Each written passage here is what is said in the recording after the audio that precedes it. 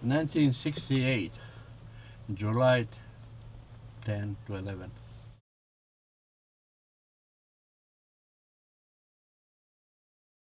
How did you came up with this idea? Because I'm living to Greece, and I like to take his voice with me. I can listen all the time.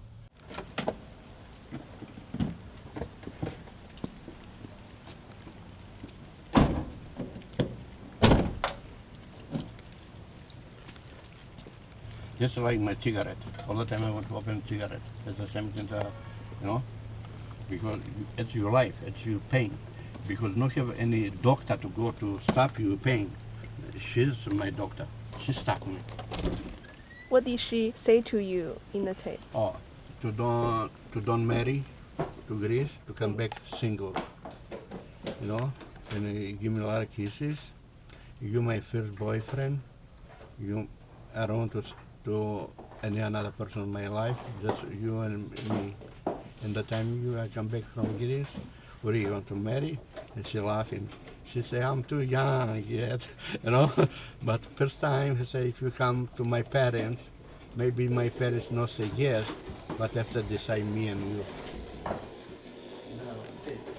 Ito lang, Halis. Tumerta.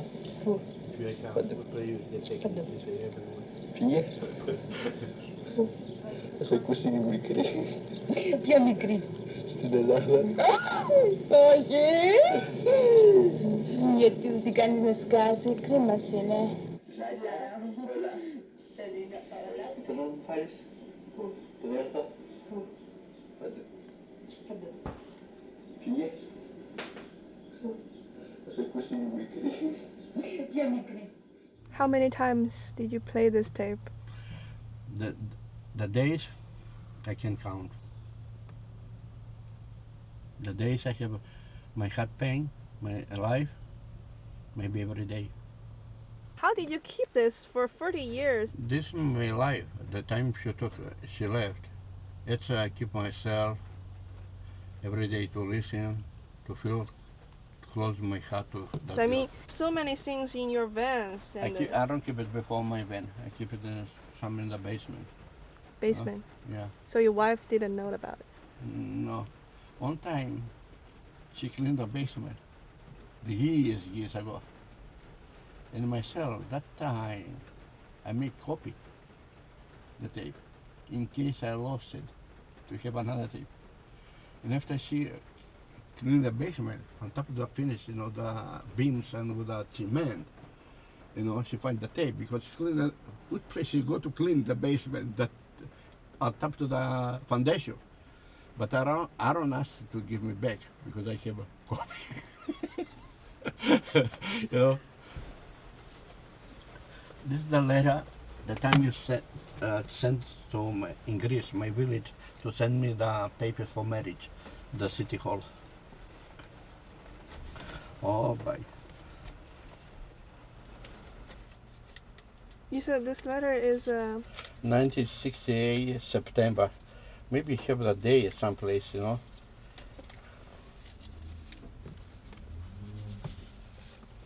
Oh, by some pieces. Number 2. But I don't know if you're good to keep something like that, you help your life, or you make it worse. It's, I don't know. Why do you think this is not good for you? Because that time I'm listening to my age, I read all the letters he sent me to Greece, and I cried too much. But maybe I crying too much, it helped me to take it out. Maybe that is good for my body. Are you going to give this tape to her in one day? Sure, yeah, I give it to her. That time she feels she's listening herself this, she be crying a lot, she's not for me, So do you think the girl had a good life, had a happy life? No, because 1980 she divorced a couple of years. Not took the baby divorce, but she divorced from the husband 2 years. She go with the different person, and all the time the mother, his mother sister all the time told me, I know she's not happy. She all the time talk the mother for you, if you leave me to take my assignment, I have a better life, all the time have that things better. I met him before I moved to Boston. I was like very confused in my life, and I was traveling around China, and I met him in a museum, and I didn't notice he was there, and he come to talk to me, and we started to know each other, and we finished the rest of the trip together.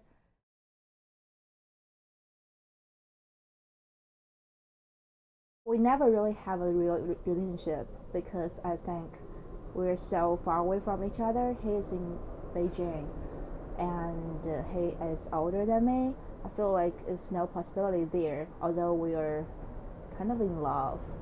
And when I moved to Boston, and I just moved to this room, and almost everything is empty. I don't even have a bed. I only have a mattress. And he showed up and took me to IKEA and picked everything with me. And I don't know what he's doing when I was taking classes. And when I finished my class, I called him. What are you doing? He said, "Oh, I was sleeping. I have the jet lag." I was so angry. I feel like, see, I can't be with you because you are not really responsible. And then we come back, like all the bed, all the closet are already built. He never do that by himself before. He tried by himself and follow the instruction. I know he's like super impatient person, but he did that for me. It's pretty impressive. He went out to pick the other clothes and other frame for pictures, and he even printed pictures for me. And he buy the decoration on the wall. Like, I have no idea where he get it, and he just put there and put it on the wall, one flower by flower. I can't imagine. Every time I picture the image that he's doing this, like a big guy doing this, I feel like, something happened. I feel like, touched.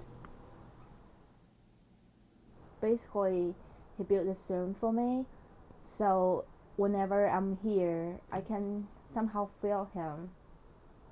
And although we're not together anymore, I feel like, I don't know, I feel like he's with me. And I've lived here for a year. Usually people will move after 1 year, and at least I can move to a bigger room because my roommates move out this summer.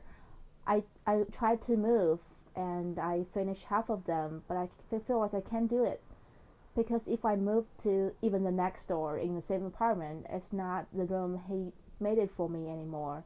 I feel like he's gone. Although we were fighting, we were not sure what we're gonna do for our future. I just don't know, and I don't want to just let it go. So when I tried to move to next door, I couldn't. I just moved back. Although at that time I decided I have to forget about him, I have to leave him, but I just can't.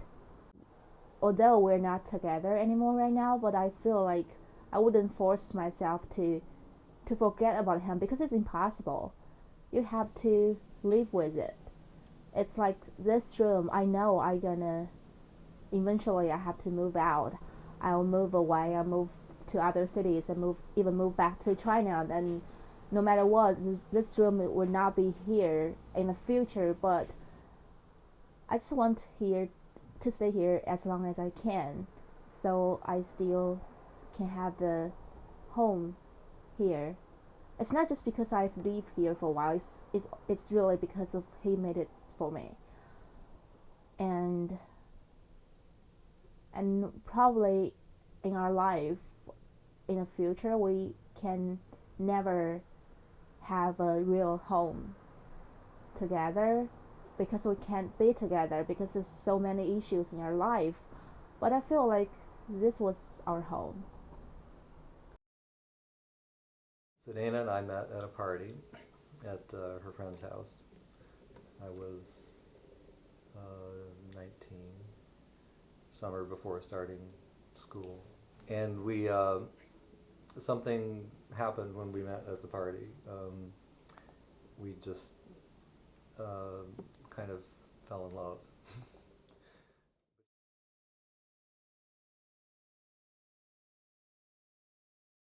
Anyway, so the party was over, and she went to bed, and I went home, and we stayed up all night thinking about each other. And I think I probably made some notes or wrote a song or played guitar or something. And then she wrote this. Won't you join me in my tea party? 4 more hours. I don't know, maybe till morning, I'm not sure.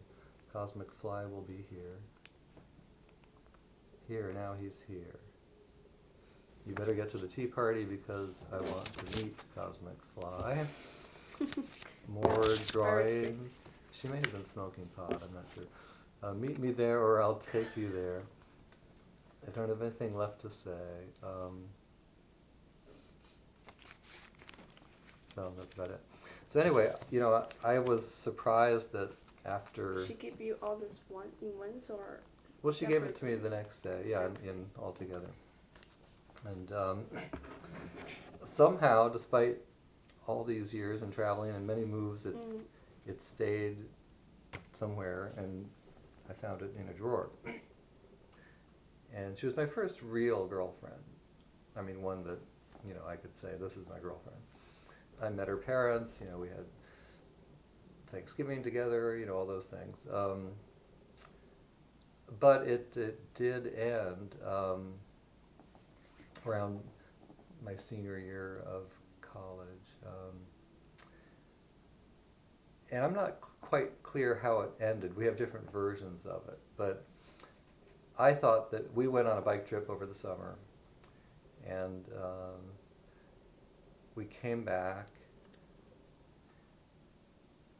and I thought that she didn't want to see me anymore. And I think she thought I didn't want to see her anymore. So I wrote a song about it called Misunderstanding, because I think we did break up partly because of that misunderstanding. And I wrote another song about the breakup, where I said, I know I could tell you about how I cried, how I hurt inside, but life is uncertain. It can change with the tide. For something to grow, sometimes something must die. And that was that. But the interesting part of it is that she married, had 2 children. I married, eventually had 2 children. Then just a couple of years ago, we started to write by email, and I decided to meet her, and so we started up a relationship again. But it was very ambiguous because I didn't see her frequently. I didn't really think of her as a girlfriend. I was kind of nervous about even the thought of having her as a girlfriend again because it didn't work the first time. Then she said, "Can I come up for New Year's? Can I spend New Year's with you?" And I said, "Sure, it sounds great." But I had just been through a very, very difficult time. My mind was clearly on my kids, and I think more interested in them than in her. I think she picked that up. We went to bed, and when I got up in the morning, she was gone. I was alone in my apartment. She left a note. So, I think the problem was different expectations. I wasn't ready to have a relationship. I wanted to have a companion, but I couldn't make any promises. And by the way, this whole story, came back to me because of this. This was how it all started. To me, this note is about the fantasy of love. I never threw this away, despite the fact that it's the start of a very promising relationship with a really attractive, nice person who I cared a lot about. The journey from here, this was the first night we met, to 20 years later when we broke up the second time, I still don't want to throw that away, and I never will.